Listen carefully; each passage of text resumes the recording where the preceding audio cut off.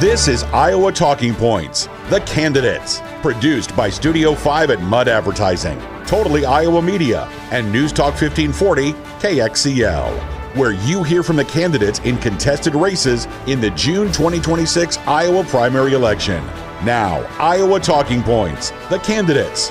From Studio 5 at Mud and Cedar Falls, here is Jeff Stein. Well, hello and welcome. There will be a new governor in the state of Iowa in January of 2027. It is an open seat due to the retirement of Governor Kim Reynolds after nearly a decade on the job. There are 5 Republicans seeking their party's nomination to be on the general election ballot, and one of those 5 joins us here today at the Iowa Talking Points table. He is Brad Sherman. Mr. Sherman is a Republican running for governor. You find him online at shermanforiowa.com. Thanks so much for taking the time. Well, thank you. It's great to be with you again, Jeff.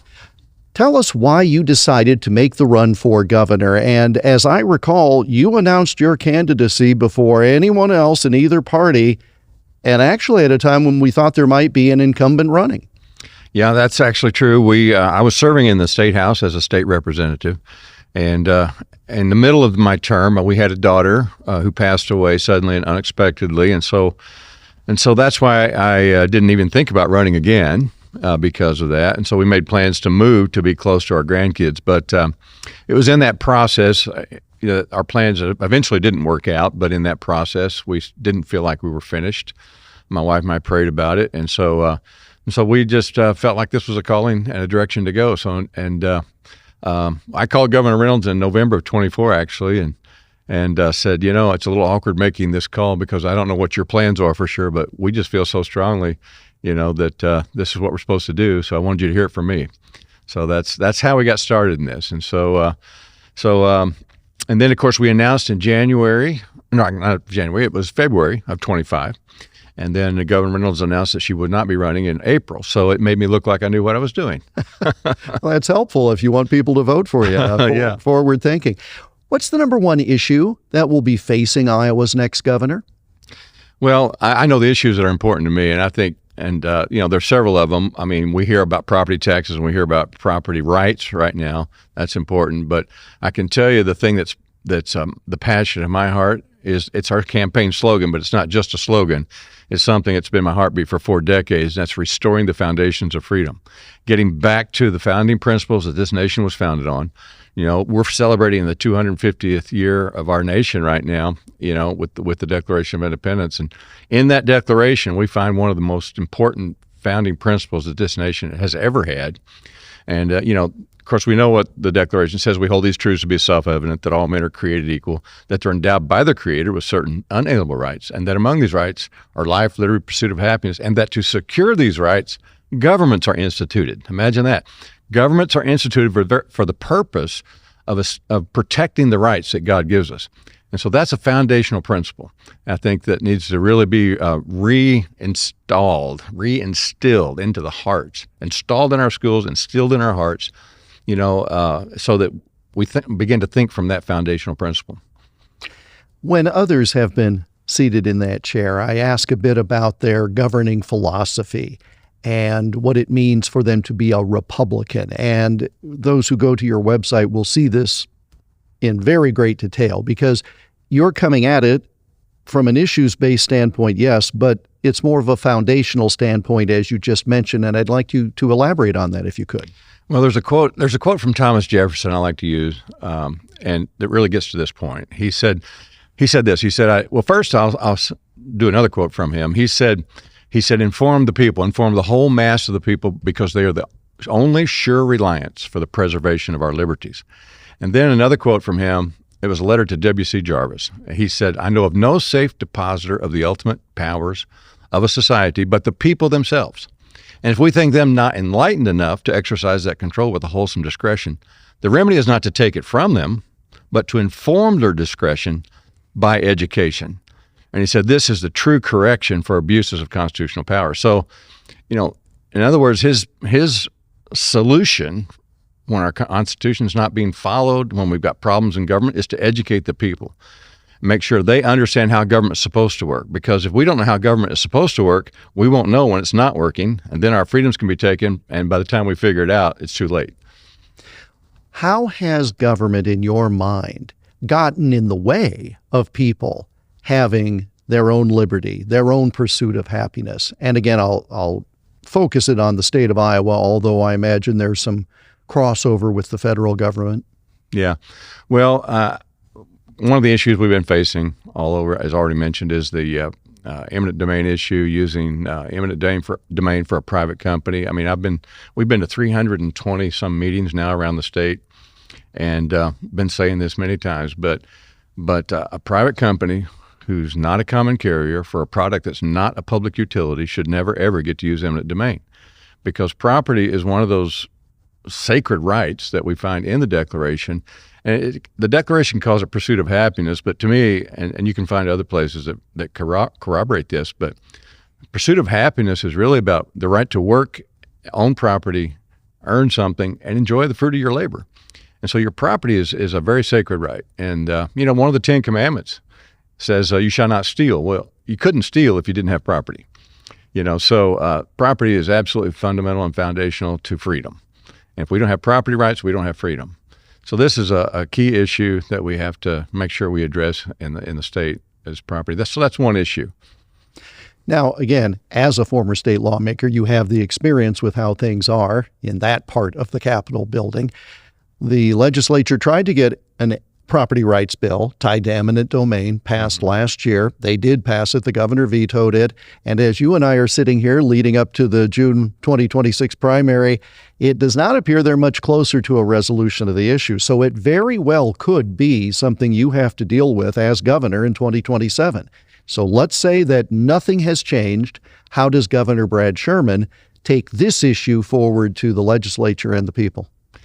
Well, that's a good question. Hopefully we will get something done this session. I'm not sure it's going to happen. It doesn't look hopeful.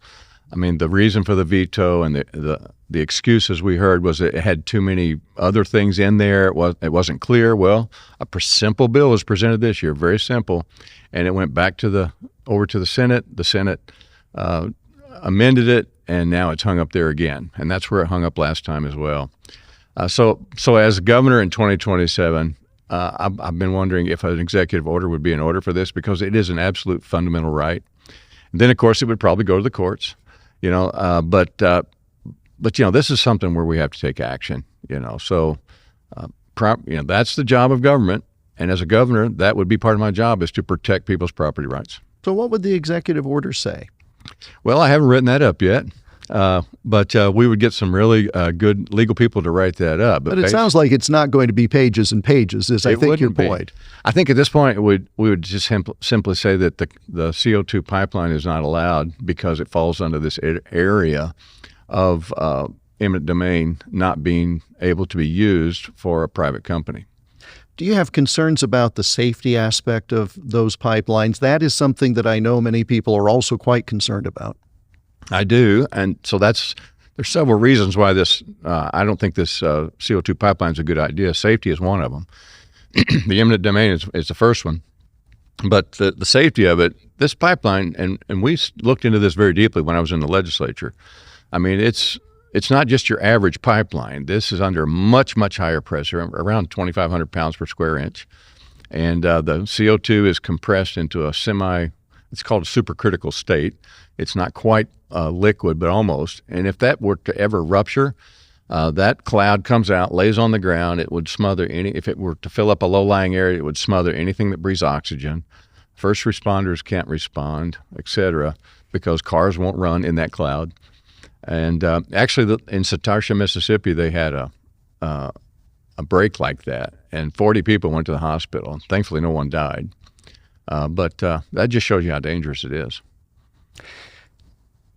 It is incumbent, if you are a property owner, to be able to dispose of your property, broadly speaking, in a manner that you see fit. And we have had a lot of fights around the state about wind turbines, wind farms, as they call some of them, the solar fields, etc. Do you have any concern if a property owner says, I would like to work with one of these companies to put up a turbine, to have a pipeline, etc.? as opposed to the eminent domain. There's two very separate things. But where do you stand on the property owners' rights to do certain things like that? Yeah, well, if the pipeline take the pipeline, for instance, if the pipeline company can get owners to agree to the right-of-way of their own free will, then that's their business. I mean, I've got other reasons where I don't particularly think that the pipeline's a good idea, but that's just my personal opinion, and that's the opinion of several landowners as well, and that's why they're having trouble, getting it through, because a lot of people feel that way. So yeah, property rights are important. I mean, I think the wind turbines, and I don't personally like the wind turbines. I think they just clutter up our landscape, and I don't think they're very productive. There's a lot of reasons behind that. I know President Trump's called them a debacle, and I would like to see in Iowa, and hopefully we could lead the nation in Iowa as having a network of small modular reactors. We have new reactors now that are small, safer. They don't use water to cool them, and they can burn the spent fuel from old reactors that are sitting around now just being stored, and that could provide cheap, stable energy. And because, with wind and solar panels, the sun doesn't shine all the time and the wind doesn't blow all the time. So you still have to have a backup energy source. And that's why electricity prices are not going down with these things. And so that's one of my thoughts when it comes to the issue of energy, electrical energy. Much more to discuss with Brad Sherman. Mr. Sherman is a Republican. He's running for governor. ShermanForIowa.com is the website. More of Iowa Talking Points, the candidates, in a moment. All the great news talk programs you love from KXEL on your radio can be with you wherever you go. I'm Todd Starnes. This is Mark Levin. I'm Tim Harwood. Bill O'Reilly here. I'm Kim Commando. Hey, it's Glenn Beck. I'm Jeff Stein. Just download the free KXEL mobile app. You can find us in the App Store or Google Play. Make sure you never miss a second of the conversation. Download the KXEL app today. It's a great way to stay connected to where Iowa comes to talk. One opportunity. Change your career. Mudd Advertising is hiring product specialists. $20 an hour, paid weekly. That's 52 weeks a year, plus record-breaking profit sharing. Let me repeat, $20 an hour plus record-breaking profit sharing. But we're just getting started. The best in the business, 401k, company match, gold standard health plans, on-site fitness center, generous paid time off, and so much more. Apply today and don't look back. You're watching Iowa Talking Points, the candidates. Here again is Jeff Stein. And we continue now with Brad Sherman. Mr. Sherman is a Republican running for governor, one of 5 that you'll find on the June primary ballot, ShermanForIowa.com. Tell me a bit about yourself, your background, and how you got to the point. We talked about your public service, but let's take us back before that. Yeah, well, my wife and I moved to Iowa in 1981. I grew up in southeast Missouri near Cape Girardeau, the home of Rush Limbaugh.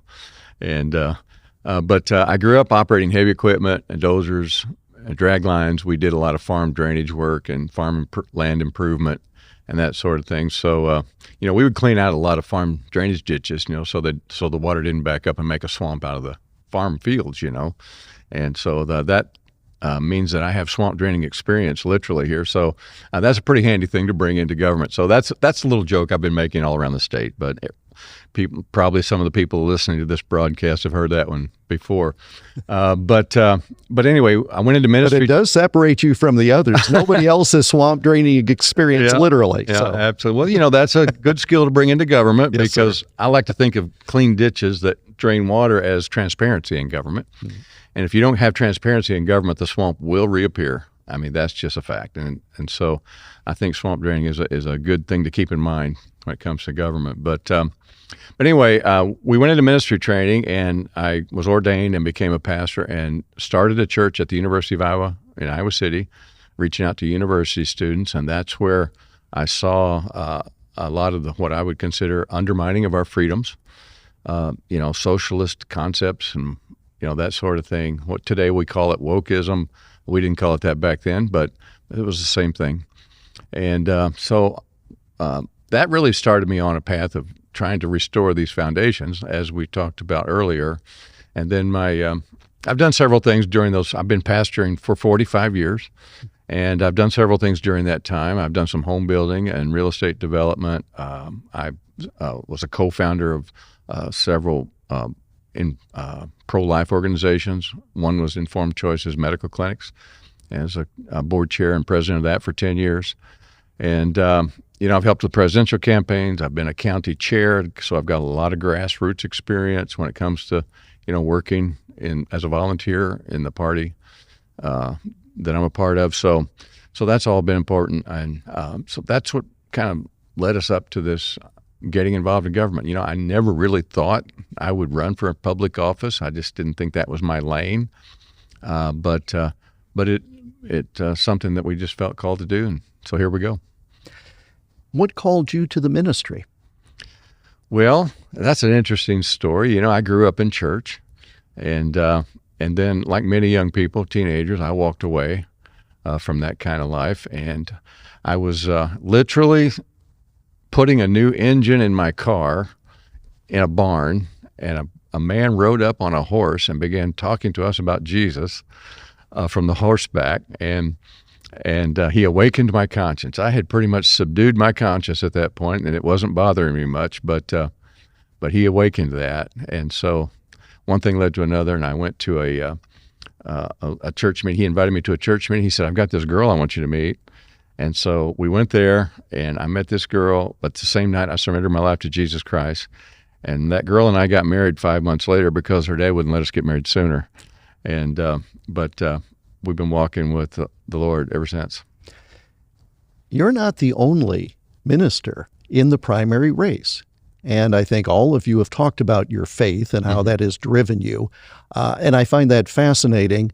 At the same time, we have a bit, I believe, you can correct me, of a revival of the Spirit, especially among younger people these days. We do. In fact, just last night I was in a meeting with Pastor Rob McCoy, who was Charlie Kirk's pastor. Now, I've known Rob much longer than that, years before, and so it was really great to catch up with Rob. But he was just talking last night about that very thing, about a revival that he's seeing all around, and revivals lead to awakenings, and I liked how he defined it. He said a revival is when people get attuned to spiritual things, but an awakening is when it transforms the culture. And so I've studied quite a bit about the different revivals and how they transform culture in the past, and it's a fascinating study for those who haven't studied it, but I think we're due for it. And I would throw in here that, as Christians, we don't ever want to force or manipulate people into being Christians. If we did that, it wouldn't be Christianity any longer. But there's nothing wrong with talking about it, and we shouldn't feel inhibited from that. But we've been told that we're supposed to be quiet and be neutral. But neutrality is a myth. Neutrality doesn't exist. If we sit down and be quiet, somebody else is going to promote their values. Somebody's values will shape public policy, and that's just a fact.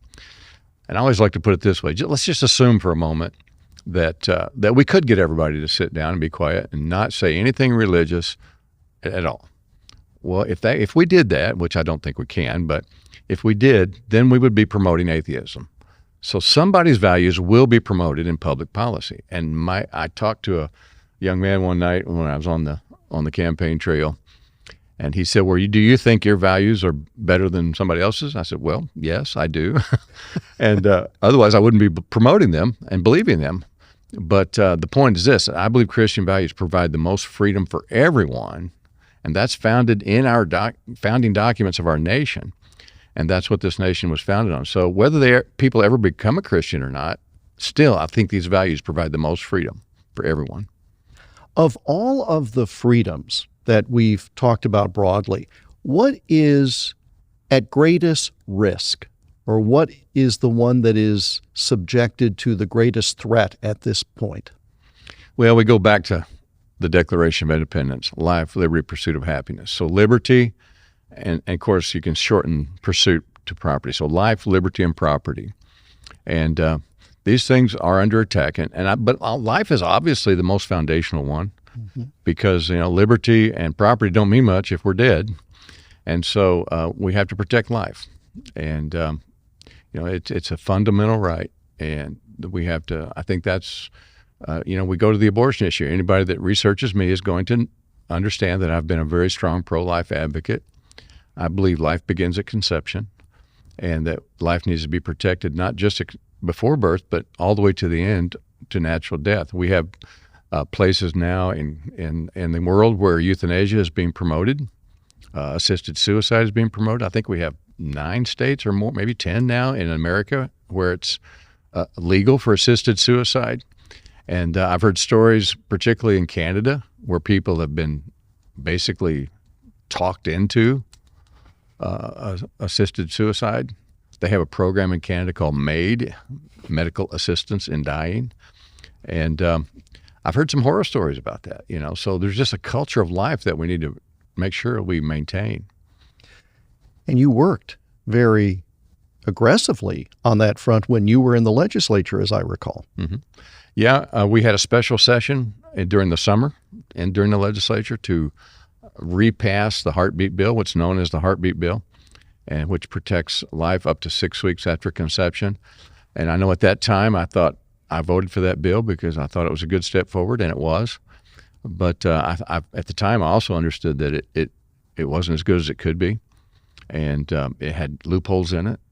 There is a need for better legislation on this. Right now, we have chemical abortions, pills, being shipped into Iowa, and we have no way of measuring how many abortions are taking place through those right now. So this is if we, and somebody asked me this one time we were talking about workforce development and the need to find workers for different jobs, and we were in a forum, with several of the candidates, and everybody had some ideas. I was the last one to answer the question that night and on that issue.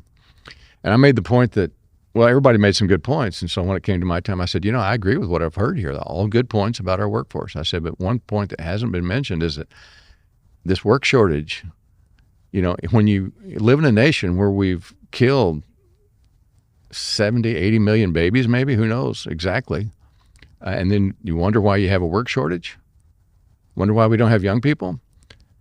That's part of the equation. You can't deny that. Brad Sherman is a Republican. He's running for governor of the state of Iowa, ShermanForIowa.com. And we'll continue by talking about some of the other issues and the other candidates when Iowa Talking Points continues in a moment.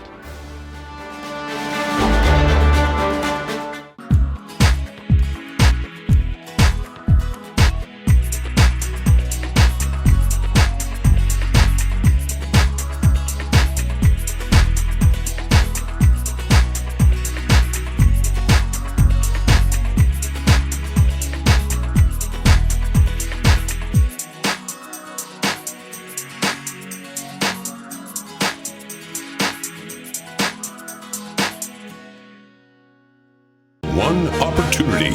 Change your career. Mud Advertising is hiring product specialists. $20 an hour, paid weekly. That's 52 weeks a year plus record-breaking profit sharing. Let me repeat, $20 an hour plus record-breaking profit sharing. But we're just getting started. The best in the business, 401k, company match, gold standard health plans, on-site fitness center, generous paid time off, and so much more. Apply today and don't look back. Watch all the programs in the Iowa Talking Points series online at iowatalkingpoints.com. Iowa Talking Points, the candidates, continues with Jeff Stein. And we continue with Brad Sherman. Mr. Sherman is a Republican running for governor. ShermanForIowa.com is the website. In the last segment, we were talking about some issues that were of great importance. If you could point to something or some things that you did as a state lawmaker that you think either A, you're especially proud of, or B, might be indicative of the framework you would bring to the governor's office, what would you share with us on that? Yeah. Well, I served one term, and as I mentioned, you get a pretty good look under the hood. And then in the middle of that term, our daughter passed away, turned our life upside down. Mm-hmm. So I can't, and I don't have a list of bills that I got passed or anything like that, but I am very proud of some of the things that I stopped. And those are things that go on behind the scenes that nobody ever sees. There was a bill once in the one of the committees to start taxing these small little kayak boards or whatever they're called, they're just small kayaks. So they're not licensed at all because they're less than a certain length. And so there was this bill to start it's really a tax, but to license those. Mm-hmm. And so we're going through it, and it was just sliding right through. And I said, wait a minute. I said, why is it we're doing this? I mean, this is just more government, more restriction on the people. It just seems like bigger government to me. And nobody had said anything. But when I said that, everybody goes, yeah, that's right. So we just killed it and went on. So I think many times bills come through like that, that nobody even gives a second thought to. You just get in this habit of passing bills through committees and you don't realize what you're doing, and government just keeps growing. So that was one of those things. And there was another issue that I'm particularly was a strong fighter on in the House, and that was when it came to stopping the application for Convention of States. It's an Article 5 convention, some people call it, and I know there are good people on both sides of this issue that are friends of mine, and we still get along. But the point is, I think it's a very dangerous thing to open up our U.S. Constitution to another constitutional convention, particularly at this point in history. And there's a lot we could talk about. We probably don't have time to go into it today, but my summary of that is that I don't think our Constitution needs to be fixed. It simply needs to be followed. And if we were following our Constitution, we would solve a lot of our problems. I have said in other contexts, and this is my legal background, we don't need more laws. We just need to actually read the ones we have quite often. But to your point about government, when you said to these folks, this is just more government, I'm sure there were some at the table who said, yeah, and what's your point? Because they're aficionados of bigger government. I trust you're not. Yeah, well, in that particular committee, there wasn't much pushback. It's like people hadn't even thought about it. Huh. Now, I know there are some that, of course, always think government should control everything. Yeah. And but I hear people talking about public money versus private money. It's like, well, wait a minute, it's all private money. Government doesn't produce anything. We only use the people's money, and so we need to be better stewards of how we use it. And we know taxes are essential, but sometimes they're too high, and they get used wrongly, and there's waste and there's fraud. So these things have to be watched out for. Well, you mentioned taxes, so let's go down that road a bit. We've already talked a bit about property rights, and there, it appears, are two main issues that voters were interested in this session of the General Assembly: the property rights issue and the property tax issue. And I don't know that we're going to get to resolution on either one, so let's assume nothing happens. And Governor Sherman is sitting there in January of 2027 saying, we'll fix your property taxes. How should that be done?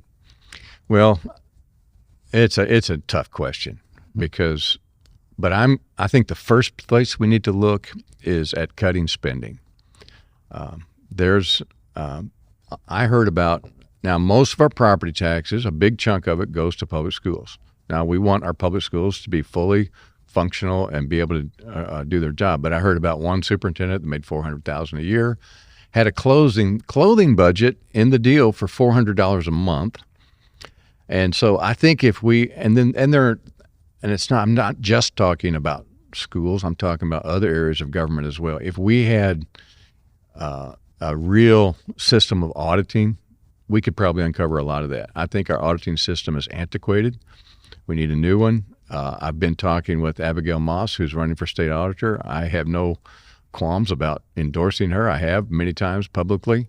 I think she's got some of the best ideas I've heard when it comes to really bringing some transparency to where the money is spent. If we had complete transparency on where public money, quote, private money, public money, is being spent, then I think the people themselves would rise up and elect the right people to fix it.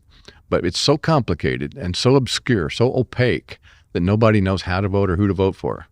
And so this is a really big issue, I think. So that's going to be the starting place, I think, bringing transparency to where the spending is. Because again, I've heard people say there is no problem that revenue cannot solve. That may be true in business. I'm not sure it should be true in government. We've mentioned that you're one of 5 who will be on the ballot. So Republicans will do their homework, hopefully watch these programs, then go cast a ballot. What distinguishes you from the other candidates? Yeah, well, we kind of touched on one of those earlier. I was the only candidate to get in the race when Governor Reynolds was expected to run. And so I think that you can read several things into that. One of those is that I'm the only one that has clearly shown that I'm willing to challenge what many people consider to be the establishment. I'm not trying to trash Governor Reynolds on that. I'm just saying I proved that I will stand up against what's considered status quo, establishment, whatever you want to call it. And there is a significant number of people out here in the grassroots that we've run into who are feeling like they're frustrated for one reason or another.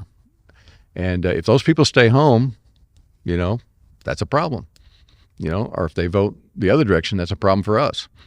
And so, but I think having been the first in the race, and all the other guys in this five-way race got in after the fact.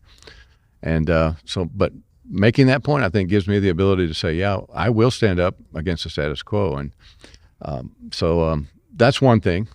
I think one of the other things, I'm pretty sure I'm the only guy in the race that endorsed President Trump. Now, if you like Trump, that's a positive. If you don't, it's not.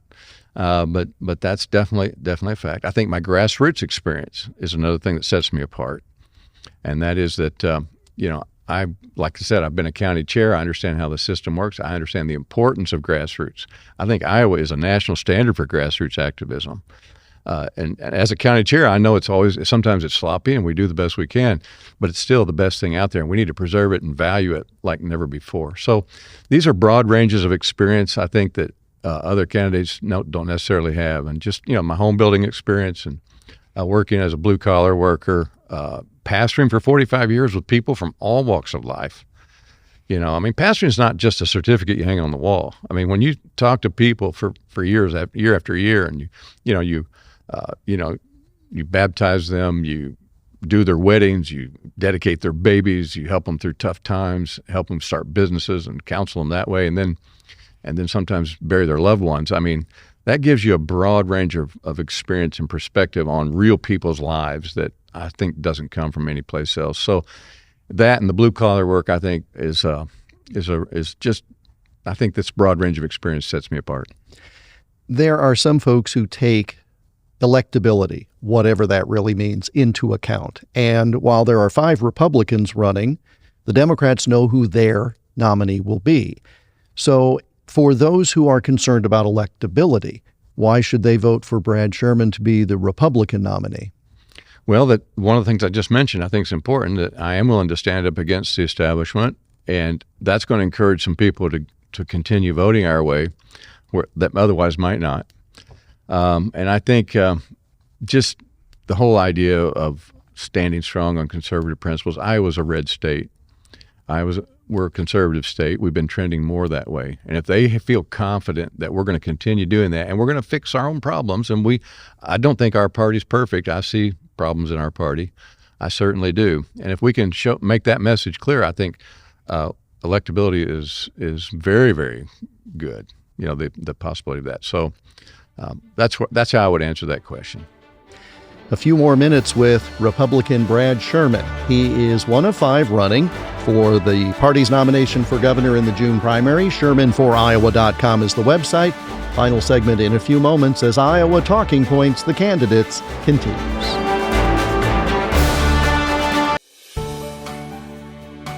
Iowa has a wonderful heritage, and each day I'll share these stories of historic people and events with you. I'm Jeff Stein. Join me for the Iowa Almanac program and learn more about this great place we call home. Now 7 days a week. Listen on radio stations across the state, via podcast, or at iowaalmanac.com. One opportunity. Change your career. Mud Advertising is hiring product specialists. $20 an hour, paid weekly. That's 52 weeks a year, plus record-breaking profit sharing. Let me repeat, $20 an hour plus record-breaking profit sharing. But we're just getting started. The best in the business: 401k, company match, gold standard health plans, on-site fitness center, generous paid time off, and so much more. Apply today and don't look back.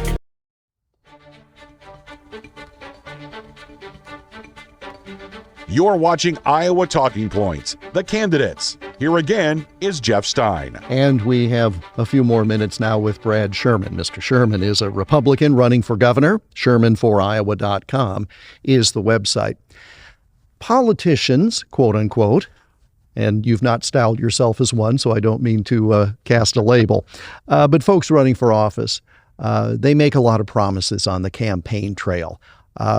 You make some promises right there on your website and in your personal appearances that perhaps aren't the same as a chicken in every pot, as the old tradition goes. Yeah. Well, I mean, I just had an email this morning I was reading that had a list of about 10 things, will you end this? Will you end that? And I'm on board with most of these issues this person brought up, but to think that you can get elected and flip a switch is just a pipe dream. It's a lot of work. These are long-term problems that need to be fixed, but there are some promises that I can make and I can guarantee. And I've been sharing these all over the state, and they're not your typical politician promises. One of them is that if you make a mistake, you have to admit it. And, and I like to frame that in the context of what happened during COVID. Our rights were trampled. We forgot about our constitutional rights and just had shutdowns in our state. It crippled our economy. I had a conversation with Mike Huckabee, who I helped with his campaign. He's a friend, and I asked him, I told him I was running, and he said something that stuck with me. He said, the most dangerous person in the room is the guy that doesn't know that he doesn't know. And that really stuck with me because nobody knows everything. And if you make a mistake, you have to admit it. Hopefully you don't make mistakes, but everybody does. So at some point you have to do that. So during COVID, I would like to hear our leaders say, we did the best we could, but we really made some mistakes. We're not going to let that happen again. So that's one of the promises I'm making is if you make a mistake, I'm going to admit it. And along with that is that we're not going to shut our state down for something like that again. It's the only time in history I'm aware of that we actually quarantined healthy people. And so there are better ways to deal with this. So there's a lot more I could say on that. Second promise I know I can keep, and that is that I won't please everyone. That's always a chuckle, but my point is this, is I know what my core values are, and those are not, they're optional. And so when those get challenged, I'm saying, sorry, I'm not going to please you. And you have to know that going in. If you don't have that, you're just going to be shifting around like sand. No pun intended there, but nevertheless, we're not shifting sand. You got to have some core principles. You got to have a foundation to rest on, and so that's a big one. My third promise that I've been making is that I will not be bought. The government's not for sale. And I was told about a man one time who made a comment, and I'm not even sure when or where it was, but they asked him if he was going to run for governor someday, and he said no. It's much easier to buy a governor than run for governor. And, I don't know how much truth there is to that comment, but it's a fact that some people think that way. They think that through big donors, big money, donations, what have you, that they can control government. And so I didn't ask anybody, any donor or any organization, if I run for governor, would you back me? That wasn't part of my decision. After the decision was made, then I told people, these are my values. Will you back me? And so that's the way I approached it. And so I don't owe anybody anything except, honesty and integrity, truth and integrity. That's what I promise. And so the fourth promise is that I promise I will pray and seek Almighty God through prayer and wise counselors, because nobody has a corner on hearing God's voice. We do the best we can, but sometimes we don't know for sure. But we need wise counselors. So through prayer and wise counselors, we're going to seek God for the decisions that need to be made, because sometimes it's not always a black and white issue. It's very complicated, very convoluted. And, one size doesn't fit all out of Des Moines. And that's the problem sometimes. And so we need to discern the laws that are being passed, whether they're going to help or hurt. Sometimes we have unintended consequences for the laws that we pass. And that's one of the things that I think some people fail to recognize in the legislature. So those are my four promises. So, and not a chicken in every pot among them. You are asking Iowa Republicans to circle or fill in the oval or flip the switch or whatever we do these days for voting to select your name in the June primary. So I will give you the final couple of moments to speak to those voters directly. Yeah, well, we've covered a lot of ground here today, and I think this issue of who you're going to vote for has been pretty well answered. I would just simply ask for your vote. Sometimes, we have not because we ask not. So I'm asking people to go to my website, look at shermanforiowa.com, read it carefully, send us emails. We try to answer them. It's hard to get to all of them in a timely manner, but we do answer. And I want to work for the people. I'm not a politician. I'm a blue-collar worker who loves God, loves country, loves Iowa. I love our nation. I want to see freedom flourish in this nation. And I think I've got the best background and experience to do that, a broad range. I think it's time for down-to-earth, real people to lead, not people that have, necessarily have a career in this. We're going to find the right people. We've already started finding teams of people for different areas of government that I've already got some people in mind for certain positions. So we're going to make Iowa great again. Mr. Sherman, thank you so much for taking the time for the effort in running, because that's no small effort on the part of an individual or a family, and best of luck in the election. Well, you're welcome. Thank you, Jeff. Brad Sherman, Republican, running for governor. ShermanForIowa.com is his website. And that brings us to the close of this edition of Iowa Talking Points, the candidates. We thank you for joining us. I'm Jeff Stein. This has been Iowa Talking Points, the candidates, produced by Studio 5 at Mud Advertising, Totally Iowa Media, and News Talk 1540 KXCL. For more information on this series, go to iowatalkingpoints.com.